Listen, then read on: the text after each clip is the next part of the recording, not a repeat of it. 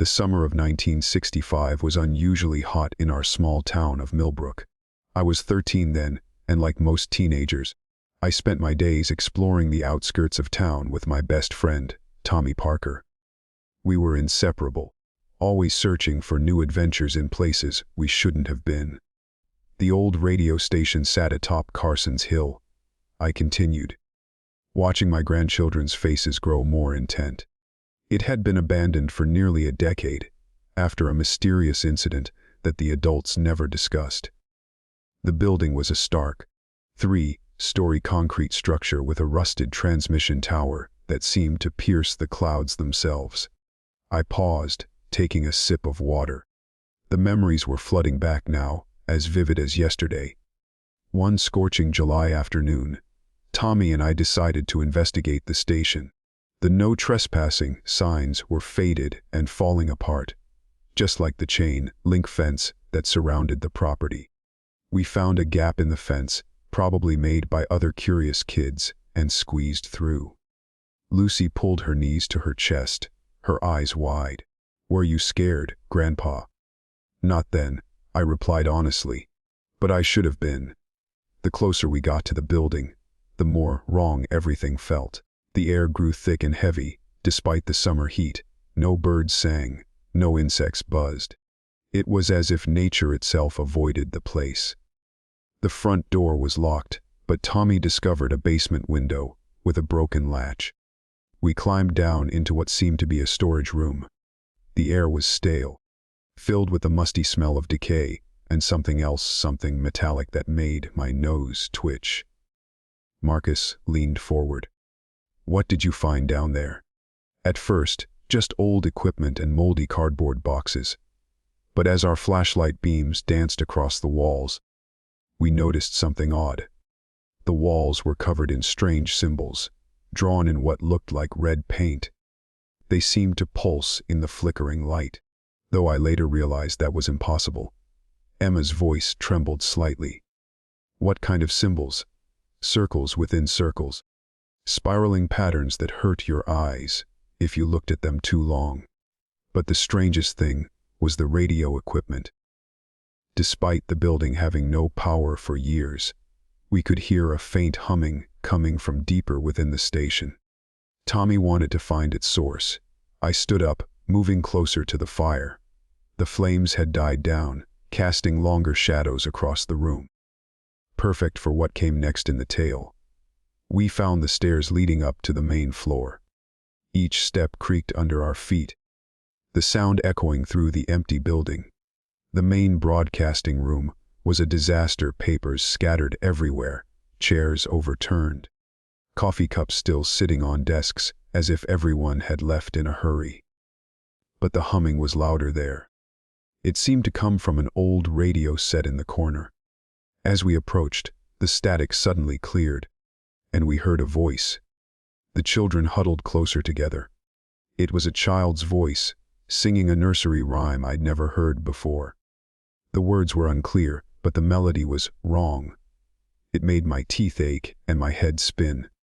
Tommy reached for the dial, but I grabbed his hand. Something told me we shouldn't touch it. That's when we heard the footsteps above us. I let the words hang in the air, watching my grandchildren's reactions.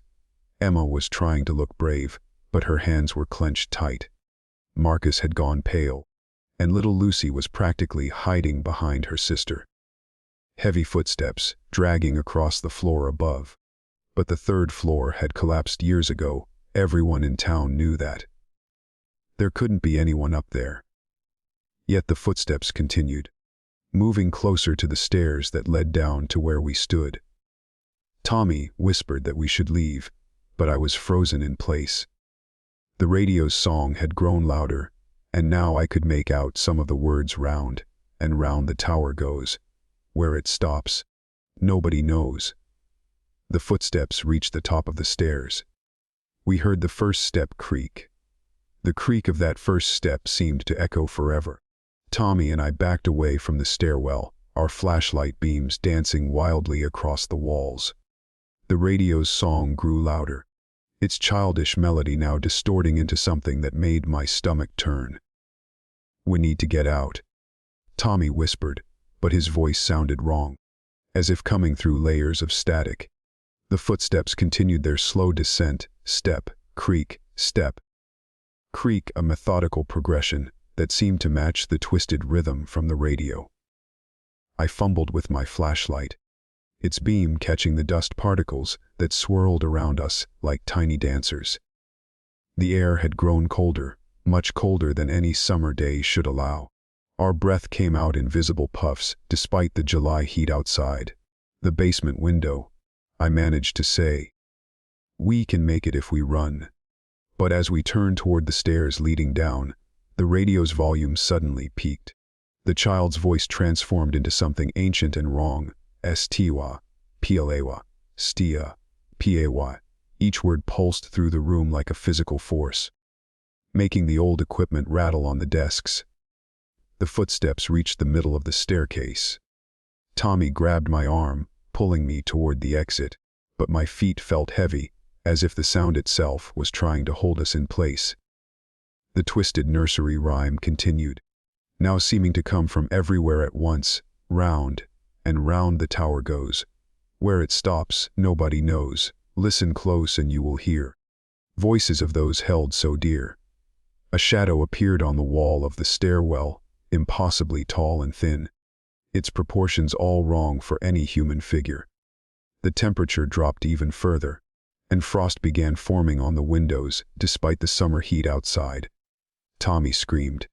The sound snapped me out of my paralysis, and we ran. We crashed through the doorway to the basement stairs, taking them two at a time, our footsteps thundering in the darkness. Behind us, those other footsteps accelerated, matching our pace. The storage room seemed darker than before, the symbols on the walls now glowing with a faint, sickly light.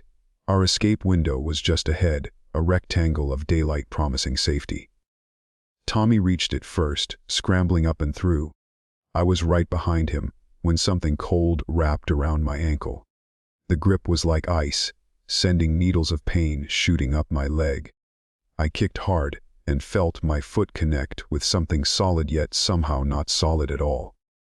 The sensation was like kicking through static electricity.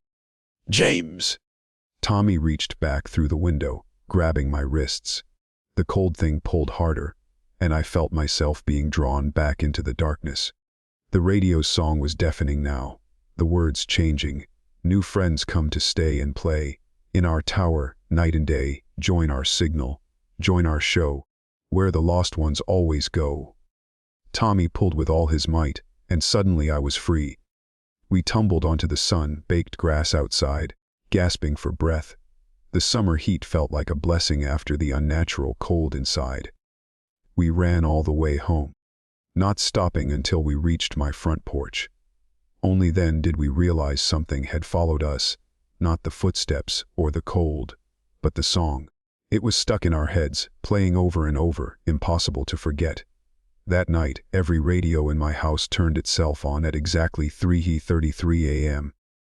They all played static, except for brief moments when a child's voice would break through, singing those same twisted lyrics. My parents couldn't hear it, only Tommy and I could. The next day, we learned that the radio station's final broadcast had been in 1955. Exactly 10 years earlier. The entire staff had vanished during a late night show, leaving everything behind: coffee still warm in cups, cigarettes still burning in ashtrays. The only clue was a recording of a children's show that had been playing when the police arrived. But that's not the scariest part, I told my grandchildren, noting how they huddled closer together. The scariest part is what we discovered later about that song.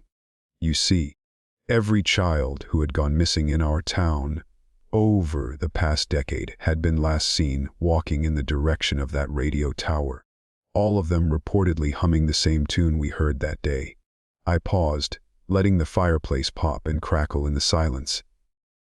And sometimes, on very quiet nights, if you tune an old radio to the right frequency, you can still hear it, the sound of children singing, their voices mixed with static, calling for new friends to join their eternal broadcast. Emma, Marcus, and Lucy sat in stunned silence, their faces pale in the firelight. Finally, Emma spoke up, her voice barely a whisper. "What happened to Tommy?" "Grandpa." The fire crackled as I gathered my thoughts, the shadows dancing across my grandchildren's expectant faces. The memory of Tommy was still sharp, even after all these years. "Tommy changed after that day at the radio station," I began. At first, the changes were subtle. He started humming that song constantly, though he'd stop whenever anyone mentioned it. His parents noticed he wasn't sleeping well, claiming he heard music in the static of his bedside radio. A week after our adventure, Tommy began talking about voices calling him at night. He said they promised to teach him the rest of the song, the parts we hadn't heard in the station.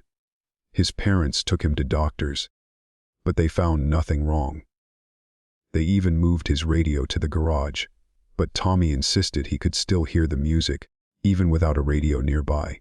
Lucy clutched her sister's hand. "Was he going crazy, Grandpa?" "No, sweetheart, I heard it too, though not as strongly as Tommy did. The song would creep into my dreams, and sometimes, late at night, I'd catch fragments of those children's voices floating through my window. But Tommy was different. The song had gotten deeper into his mind somehow. 2 weeks after our visit to the station, Tommy started sleepwalking. His parents would find him in the morning, standing in the front yard, facing toward Carson's Hill. The dark circles under his eyes grew deeper, and his normally bright smile became distant, distracted. Then came the drawings. His school notebooks filled with those same symbols we'd seen on the station walls. When his teachers asked about them, he said he was copying them from the radio waves he could see in the air. That's when his parents decided to send him to his aunt in California, far away from Millbrook. Marcus leaned forward. Did it help? For a while, it seemed to. Tommy's letters were cheerful at first. He wrote about the beach, his new school, how the song was finally fading from his mind.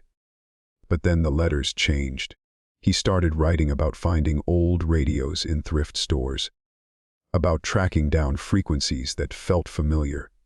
The last letter I received from him arrived exactly 1 month after he left. It was different from the others, written in frantic, scattered handwriting that barely looked like Tommy's. He wrote that he'd finally understood the pattern, that the radio station wasn't just in Millbrook. There were others, he said, all connected, all broadcasting that same signal. I stood up, adding another log to the fire. 3 days after I received that letter, Tommy disappeared. His aunt said he'd gone to bed as usual, but in the morning, his room was empty. The only trace was an old radio on his bedside table, tuned to static, and those symbols drawn all over his walls. The police searched, of course. They found his footprints in the sand leading toward the Pacific Ocean, but they just stopped. As if he'd vanished mid-step. The official report called it a drowning, though they never found his body. Emma's voice trembled. "But you don't think he drowned, do you, Grandpa?" "No," I said softly, because 3 nights after he disappeared, every radio in Millbrook turned on at exactly 3:33 a.m. Through the static, we could hear that same song. But now Tommy's voice had joined the chorus. His parents recognized it immediately, their son's voice, singing about the tower and the signal, mixed with all the other lost children. The strangest part, the same thing happened in every town where a radio station had gone dark under mysterious circumstances. All across the country, radios came alive with static and song, adding Tommy's voice to their eternal broadcast. I went back to the station one last time, months later. The symbols on the walls seemed to have multiplied, spreading like ivy across the concrete. And in the dust of the broadcasting room, I found fresh footprints, small ones, like a child's, leading up those impossible stairs to the collapsed 3rd floor. The fire had burned low now, casting long shadows across the room. My grandchildren sat in silence, processing the story. To this day, if you drive through Millbrook late at night and turn your radio to 87.6 FM, you might catch it fragments of that song, and buried in the static, the sound of children laughing. Sometimes, if you listen very carefully, you can hear Tommy's voice among them, still singing about the tower where lost ones go. The radio station was demolished in 1970, but they say the signal never stopped. It just moved, finding new towers, new frequencies, new children who might hear its call. That's why I never let your parents keep radios in their rooms when they were young. Some frequencies are better left untuned. Some songs better left unheard. The grandfather clock in the hall struck midnight, making us all jump. Lucy looked at the old radio sitting silent on the bookshelf, its dial dark with age. "Is that why you keep that radio unplugged, Grandpa?" she whispered. I nodded slowly. "That's Tommy's radio. His parents gave it to me after he went away, and sometimes, even without power. Even after all these years, I swear I can hear it humming in the night, trying to tune itself to that forgotten frequency." Decades passed, but the story of Tommy and the radio tower never truly left me. I retired, watched my children grow up, and welcomed grandchildren into the world. But every time I heard static on a radio, my heart would skip a beat. Last month, something changed. My granddaughter Emma called me in tears, her voice shaking. "Grandpa, I think I found something about Tommy," she said. "I've been doing research for my college thesis on disappeared persons cases, and I discovered other incidents, so many of them."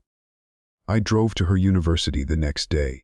Emma had transformed her dorm room into an investigation board, with maps, newspaper clippings, and red strings connecting seemingly unrelated events.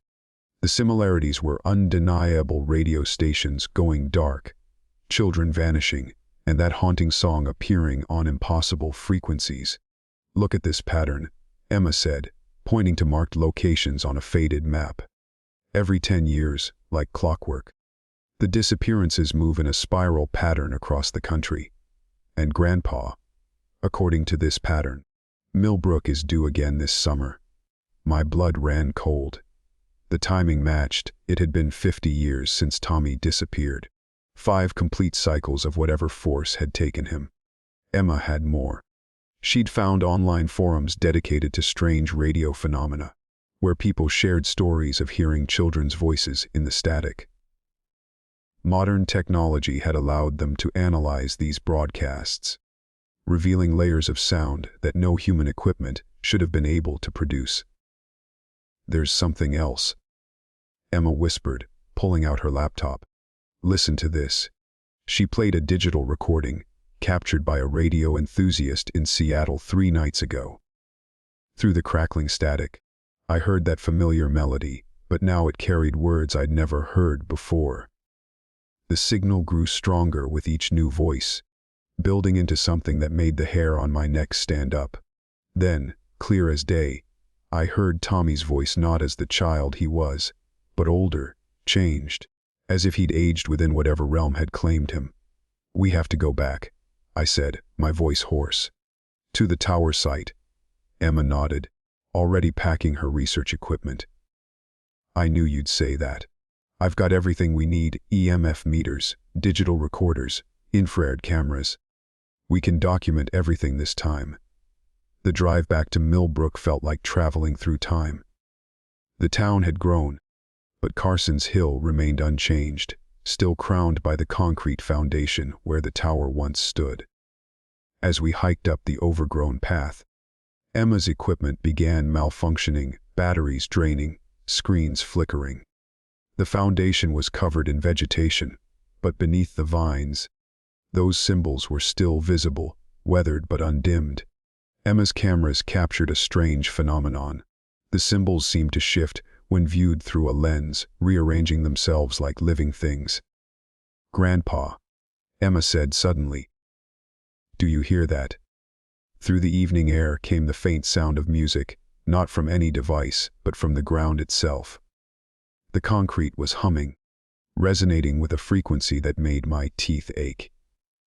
Emma's recording equipment picked up something extraordinary, layers of voices, hundreds of them, all singing in frequencies that shouldn't exist in nature.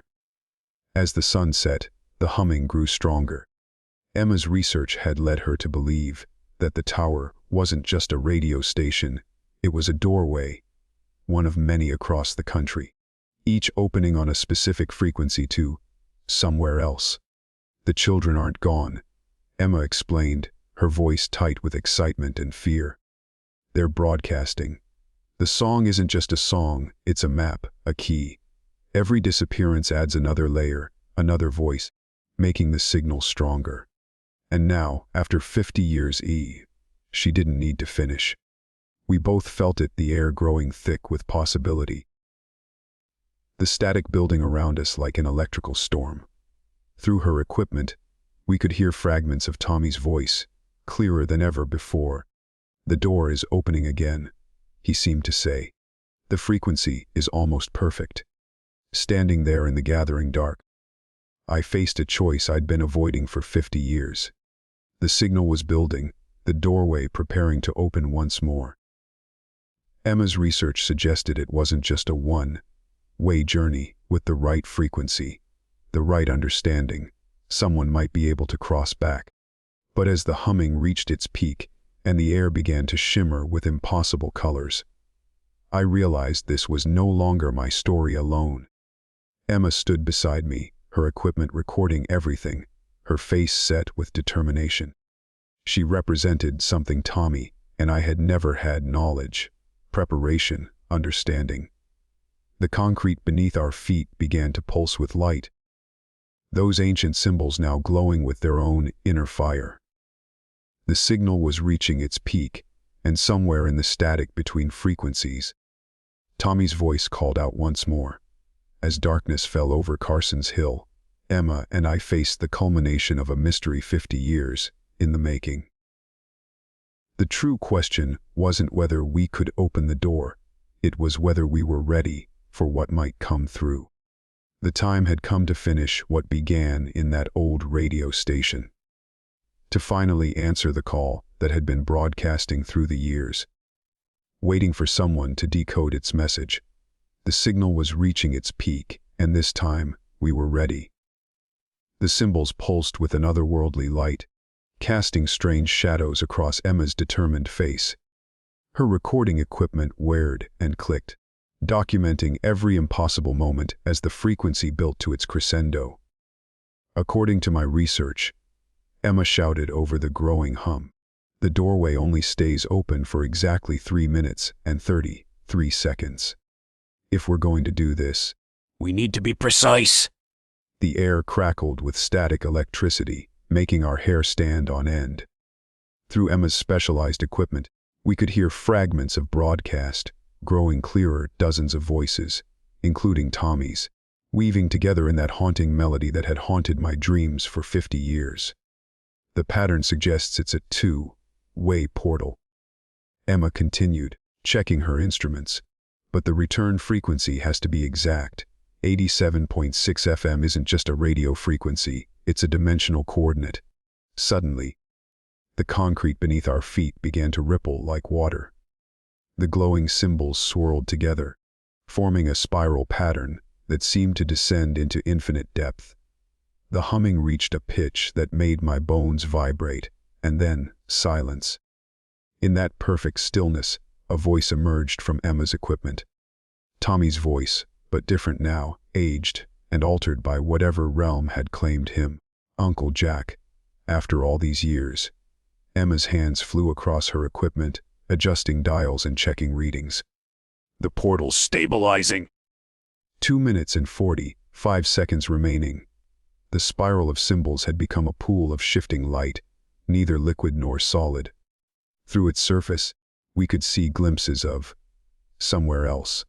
A place where radio waves took physical form, where sound became architecture, where the lost children's voices had been building something vast and incomprehensible. "I can see you." Tommy's voice came again, stronger now. "Both of you. The tower. It's been waiting. We've all been waiting. The signal is finally strong enough." Emma grabbed my arm. "Grandpa, this is it. Everything I've researched points to this moment. The tower isn't just collecting children, it's building something. A bridge between frequencies, between realities. Through the portal, I could make out a structure that defied physics, a tower made of frozen radio waves. Its spires broadcasting eternal signals across dimensions.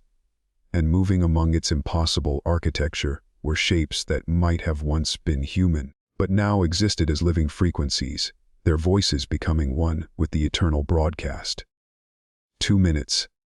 Emma called out, her voice tight with tension. We have to decide now. But something felt wrong. The patterns in Emma's research, the perfect timing, the way everything had fallen into place, it was too perfect. I looked at my granddaughter and saw the same hunger for understanding that had driven Tommy and me to that radio station 50 years ago.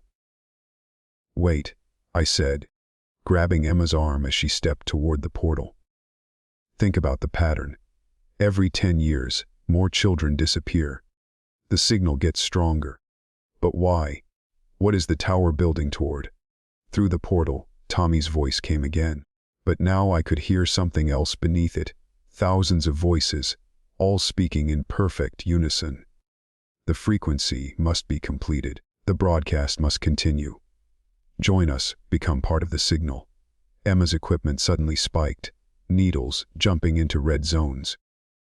The energy readings are off the charts. This isn't just a doorway, it's feeding on something. Every disappearance, every new voice. It's building power.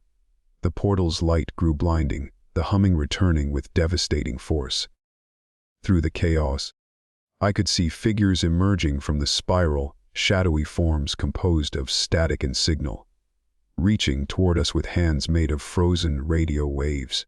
1 minute, Emma shouted, but now her voice held fear instead of excitement. The portal's becoming unstable. I made my decision. Grabbing Emma's research equipment, I began broadcasting a counter, frequency, the exact inverse of the tower's signal. The effect was immediate. The portal's light flickered, the reaching figures recoiling. I'm sorry, Tommy, I whispered as I worked, but some doors need to stay closed. Emma caught on quickly, adjusting her equipment to amplify the counter signal. The portal began to collapse. The tower's frequency disrupted by our interference. Through the dying connection, I heard Tommy's voice one last time, not the altered version that had been calling us, but the genuine voice of the boy I had known. Thank you, Uncle Jack. The portal imploded with a thunderous crack, taking all of Emma's equipment with it. We were thrown backward, landing hard on the now dark concrete. The symbols had stopped glowing, and the humming was gone, replaced by normal nighttime sounds. Emma sat up slowly, her face streaked with tears. We could have learned so much, Juan. We learned enough, I said, helping her to her feet.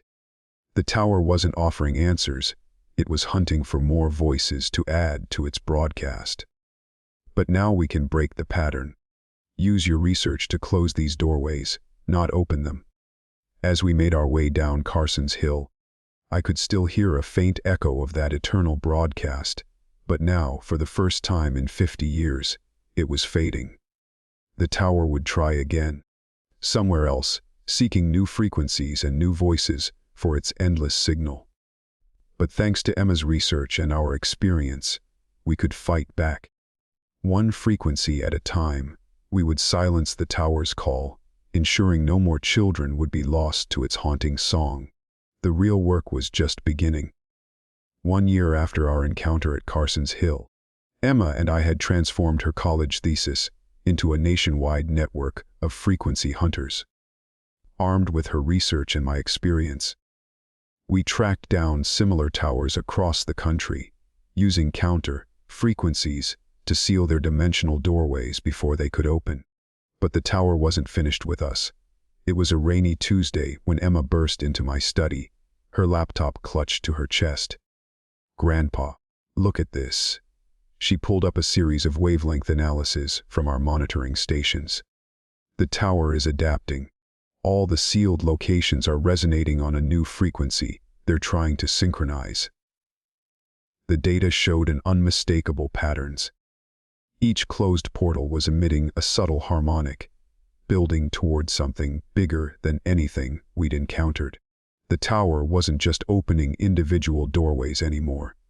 It was attempting to create one massive portal, using all the sealed sites as amplification points. When will it peak? I asked, already knowing the answer.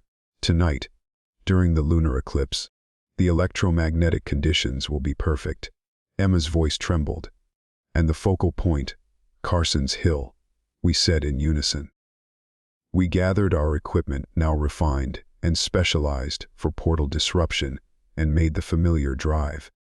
Our network of fellow researchers was already mobilizing, positioning themselves at other tower sites across the country.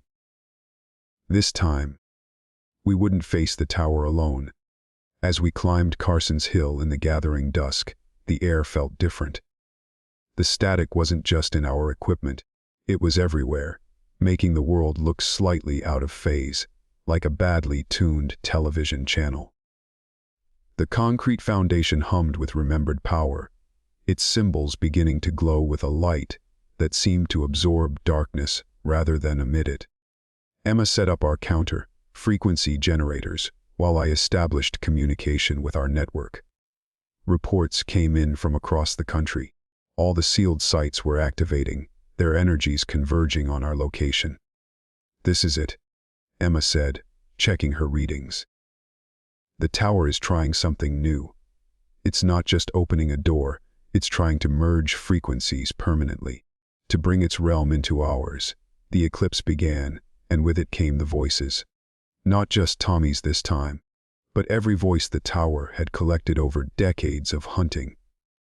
They formed a chorus that made reality itself shiver, a broadcast that threatened to overwhelm the barrier between dimensions.